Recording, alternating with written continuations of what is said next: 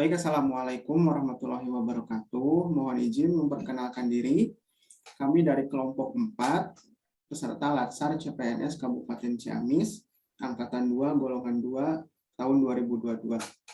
Mohon izin untuk menyampaikan tugas video diskusi kepada Widya Suara pendamping, Bapak Dr. Uninibi Saputra. Tugas yang kami ini sampaikan yaitu tentang pembelajaran agenda 3, yaitu tentang manajemen ASN, kemudian smart ASN, dan juga smart governance. Seperti yang telah diulas sebelumnya, yaitu manajemen ASN adalah tata kelola ASN, bagaimana menghasilkan smart ASN yang berintegritas, nasionalis, dan juga profesional, sehingga bermuara kepada adanya smart governance atau world class governance atau pemerintahan berkelas dunia. Pada video kali ini kami akan berdiskusi tentang isu aktual yang terkait dengan manajemen ASN dan juga smart ASN. Mungkin untuk pertama kami akan memperkenalkan diri terlebih dahulu masing-masing. Untuk yang pertama, saya Aji Arif Tirtana selaku Ketua dengan Formasi Verifikator Keuangan Unit Kerja RSUD Kawali. Silakan, mungkin selanjutnya boleh dari Teh Ditya mungkin perkenalan. Ya, terima kasih Kang Aji. Perkenalkan, nama saya Ditya Yuningsih, unit kerjanya sama dengan Kang Aji di RSUD Kawali. Mungkin selanjutnya Teh Eis, silakan. Ya, nama saya Listina Hairunisa, saya dari RSUD Kawali sebagai terampil bidan. Ya, terakhir Teh Elisa, enggak? Ya, nama saya Elisa Susanti, saya dari RSUD Ciamis sebagai perawat terampil. Baik, untuk mengefisienkan waktu ya, kita langsung saja membahas isu yang saat ini sedang aktual, yaitu terkait dengan mungkin manajemen ASN juga, terkait dengan isu mengenai ASN yang akan digantikan oleh robot atau artificial intelligence atau kecerdasan buatan. Untuk memandu jalannya diskusi, saya serahkan kepada moderator, Teh Ditya, mangga diambil alih. Ya, terima kasih semuanya. Terima kasih Kang Aji yang sudah memberikan kesempatan untuk saya memandu jalannya diskusi pada hari ini ya. Perlu kita ketahui, kemarin kita sudah mempelajari tentang manajemen ASN seperti Kang Aji tadi bilang. Nah, untuk tugas kali ini kita mengambil satu isu. Isu itu yang berhubungan dengan literasi digital ya, yang sedang trendy gitu, yang sedang up to date pada saat ini. Kemarin ada berita katanya, rekan-rekan perlu diketahui, beritanya boleh ditampilkan Teh Uis? Kita lihat sama-sama, nanti kita ulas bareng-bareng nih, apa sih yang bisa kita komentari atau kita kasih saran, kenapa sih kebijakan pemerintah atau isu ini apakah benar atau tidaknya. Nah, ini dia ya isunya teman-teman. Isunya katanya PNS yang bakal diganti dengan robot, katanya gitu. Nah, ini sesuai dengan perkataan Pak Jokowi ya, di waktu di rapat Musrembang katanya Pak Jokowi itu bilang, kalau kita itu tidak boleh menolak teknologi digital pada saat ini. Soalnya teknologi saat ini itu barang yang mempermudah pekerjaan kita katanya, sehingga CNBC itu mengatakan bahwa teknologi digital pada saat ini itu baik untuk digunakan katanya. Mungkin untuk menekan angka pekerja juga, sehingga pekerjaan itu dapat digantikan oleh mesin katanya, seperti itu teman-teman. Isu ini benar atau tidaknya kita lihat mungkin ke depannya fakta atau hoax-nya ya, tapi ini beritanya kita dapatkan dari berita jurnal nasional, maaf. Nah, sebelum kita lebih jauh dulu, saya mau nanya nih sama Kang Aji. Menurut Kang Aji berita ini positif atau negatifnya kayak gimana nih Kang Aji nih? Coba boleh kasih pendapatnya.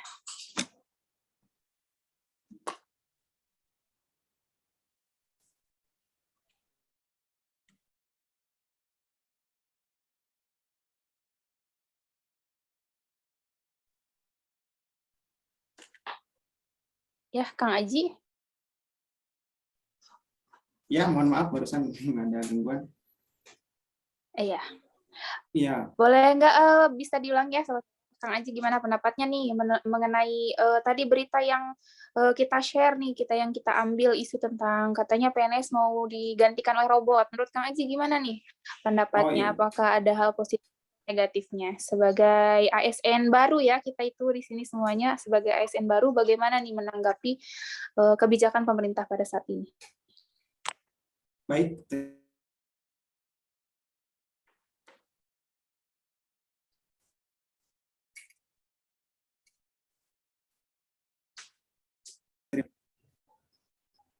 Suara saya terdengar nggak, Teh?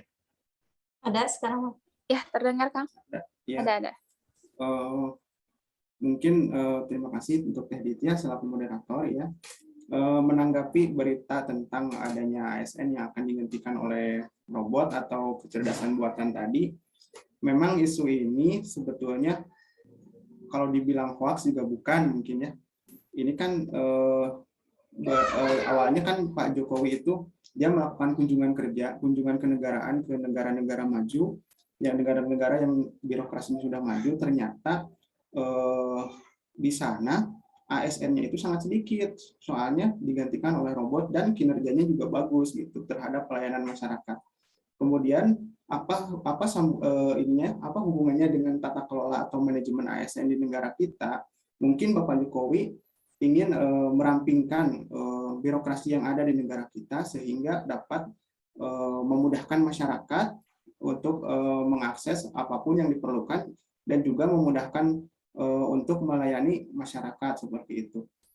Tapi menurut saya mungkin penerapannya bagi di Indonesia khususnya gitu ya, mungkin perlu dikaji ulang seperti itu. Isu ini perlu dikaji ulang karena apa? Mungkin penerapan robot itu tidak bisa seluruhnya diterapkan di semua sektor pemerintahan seperti itu. Ada jabatan-jabatan tertentu yang tidak bisa digantikan oleh robot, seperti misalnya jabatan-jabatan fungsional yang langsung berhubungan dengan masyarakat. Contoh perawat mungkin, bidan, dokter ataupun guru mungkin tidak bisa digantikan sepenuhnya oleh robot. Ada unsur-unsur manusiawi diperlukan di dalamnya. Tapi untuk dari segi tata kelola manajemen ASN dan apabila orientasinya kemudian hasil, memang teknologi tidak bisa dihindari, teknologi memang tidak bisa dicegah, hadirnya selalu ada. Bahkan mungkin kita selaku ASN baru ya harus menerapkan core value yang kemarin kita bahas di agenda 1, yaitu adaptif. Mungkin kita harus siap kapanpun berdampingan dengan teknologi, dengan robot. Mungkin apabila kemudian pemerintah sudah menerapkan regulasinya, ya apa boleh dikata, kita harus mengikuti dan kita harus adaptif terhadap hal ini. Sekian mungkin dari saya, Teh. Ya. Ya, baik. Ya, untuk perkembangan tech ini mungkin kan kita harus tetap mengikuti ya, karena perkembangan ASN juga kan dituntut untuk kompeten, ya benar ya, mengikuti perkembangan iptek. Tetapi di sisi lain juga memang betul, pemerintah harus memikirkan jangka panjang atau lebih luas lagi untuk PR yang besar, menurut saya PR yang besar ya, karena kita perlu meninjau apakah masyarakat akan menerima untuk pelayanan secara teknologi yang terdepan ini dilayaninya tidak secara langsung gitu oleh manusia gitu ya. Nih saya ingin minta pendapatnya nih dari Teh Eis. Menurut Teh Eis gimana nih sebagai ASN baru ya Teh ya, pendapat Teh Eis apakah ini melanggar norma-norma etika ASN atau bagaimana, coba pendapatnya bisa disampaikan. Ya baik, buat Teh Ditya ya. Menurut pendapat saya untuk PNS yang akan diganti oleh robot mungkin saya melihatnya dari segi manajemen ASN ya, saya kurang setuju ya, dikarenakan terkait dari tadi manajemen ASN khususnya itu dari kode etik dan juga dari kode perilaku, yang mana kode etik dan kode perilaku seorang ASN itu harus menjadi acuan ya, yang bertujuan untuk menjaga martabat dan kehormatan dari ASN.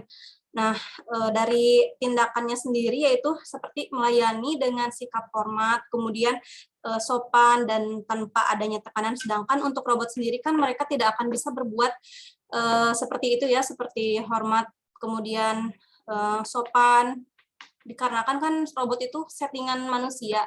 Jadi kalau misalkan sudah disetting seperti itu ya sudah gitu. Jadi tidak akan bisa melakukan sesuatu hal lagi seperti itu. Kemudian untuk saya sendiri mungkin seorang bidan nggak mungkin ya untuk menolong yang persalinan oleh robot gitu. Jadi tetap harus oleh manusia juga. Benar, betul tadi kata Kang Aji mungkin seperti itu untuk pendapat saya. Ya, mungkin untuk pelayanan-pelayanan masyarakat lainnya gitu yang bisa menggunakan teknologi terbaru ya. Kalau untuk pelayanan langsung seperti medis mungkin tidak bisa dilakukan secara pakai robot gitu, kecuali ada operasi menggunakan mesin juga itu kan belum terpapar atau belum tahu semua gitu ya teknologi itu. Nih, saya kembali lagi ke Teh Elisa. Gimana nih pendapat Teh Elisa? Apakah ada dampak positif atau negatifnya dari kita menggunakan teknologi saat ini? Yang katanya akan digantikan posisi kita dengan robot. Bagaimana nih pendapat Teh Elisa?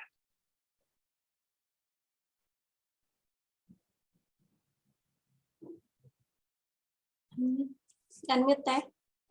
Boleh di-unmute dulu Teh? Unmute Teh. Oh iya, maaf.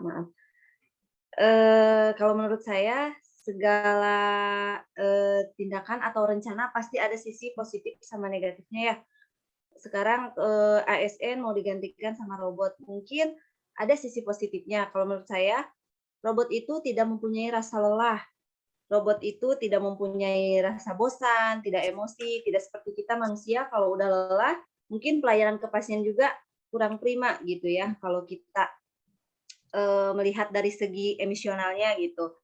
Terus robot juga berperan sesuai dengan settingan yang sudah diatur. Jadi kalau dia udah disetting seperti itu, pasti seperti itu. Terus robot juga biasanya lebih cepat dalam melakukan tindakan atau pekerjaan yang sudah disetting itu. Jadi tepat waktu lah gitu ya.